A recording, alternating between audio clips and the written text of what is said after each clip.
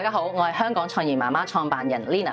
今日好開心可以為大家介紹我哋最新嘅項目——健康從理財開始 Motherly Health and Wealth。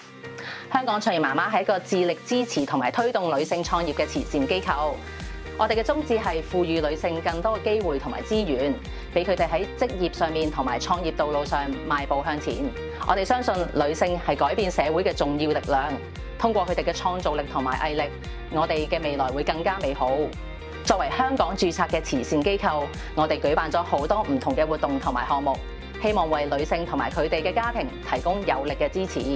今次我哋好開心得到港鐵嘅贊助，建立到呢個項目，去支持媽媽嘅健康、家庭、財務同埋親子互動多方面嘅發展。我哋嘅項目分別有兩大嘅板塊：親子學習短片，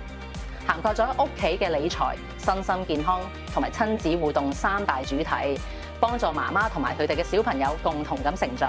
短片嘅內容入邊，我哋邀請咗好多嘅專業人士分享唔同嘅意見，包括香港特許金融分析師學會代表、註冊中醫、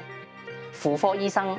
精神科醫生同埋註冊脊醫。內容有包括有真實個案嘅分享同埋家庭理財嘅小故事，亦都有啲親子理財嘅遊戲同埋音樂治療嘅工作坊。我哋設計嘅理念係希望通過音樂去釋放壓力，提升情緒同埋促進身心健康。活動入邊包括音樂韻律嘅遊戲、敲擊互動、音樂繪畫同埋即興嘅創作。呢個唔單止係一個學習嘅旅程，更加係一場心靈嘅治療。我哋希望通過今次嘅活動，招募150對親子，同我哋一齊由家庭理財開始，照顧媽媽同埋屋企每一個心靈健康。更重要嘅係俾每一個媽媽感受到佢哋嘅價值。最後，我謹代表香港創業媽媽多謝港鐵嘅支持，希望大家繼續支持香港創業媽媽，同我哋一齊共同推動女性創業同埋家庭健康嘅發展。